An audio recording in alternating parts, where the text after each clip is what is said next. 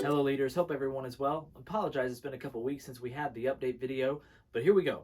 First thing I want to talk about is the lesson this Sunday. Everyone should have received new curriculum. If you didn't, let me know, I can email it to you. But we're on the lesson this week, The Church Stands Firm, from Acts chapter 4. And it looks at the story of Peter and John when they heal the paralytic and then they proclaim Jesus and they get arrested by the authorities and have to testify before the Sanhedrin about their actions and about preaching the name of Jesus.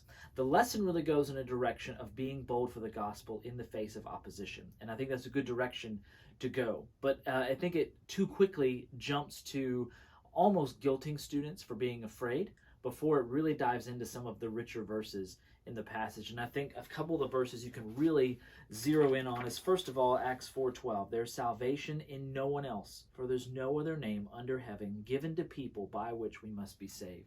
And really stressing the exclusivity of the gospel. And that tends to be what is the offensive part, is that people don't want to believe that that's the only way they can be right in life and right with God.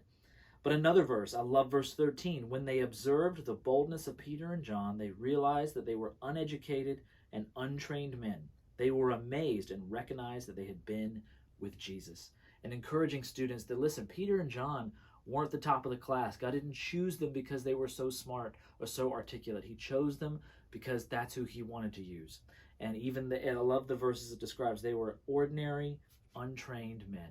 And so reminding students they don't have to have a college degree. They don't have to go to seminary in order to share Jesus with people. What the biggest difference is, they recognize they had been with Jesus. And that's what we want to push students towards. Be with Jesus, and he will give you the boldness and give you the message.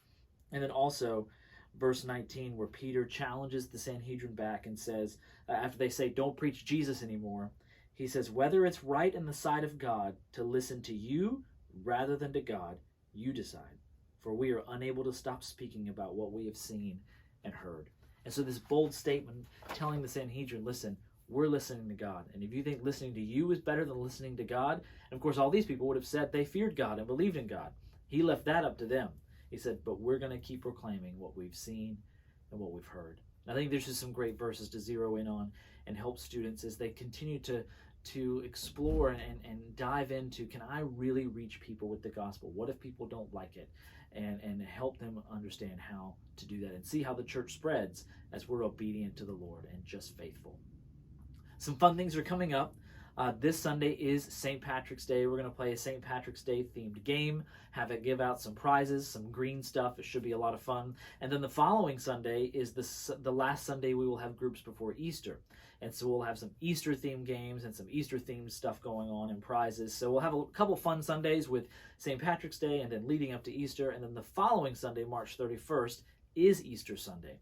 There's no student groups that day, so we encourage you to gather your group up and choose a service that maybe you could serve at together. As door greeters in preschool, if you have approved workers for preschool in your group, but encourage your students on March 31st on Easter weekend to serve together, to serve with you. And if you know you're going to be serving 1 hour in another area, invite them to serve with you. But encourage our students towards worship and service on Easter weekend. A little bit on the schedule coming up after that. Easter Sunday, of course, March 31st, then spring break for everyone. We will not meet Wednesday night, April 3rd.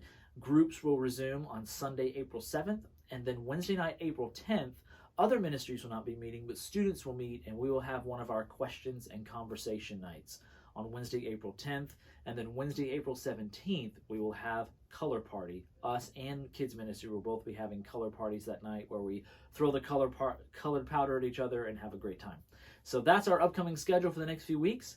Just be in prayer, encourage your students, and continue to pursue the Lord and pursue discipleship with your students. Thanks for all you do, and we'll see you Sunday.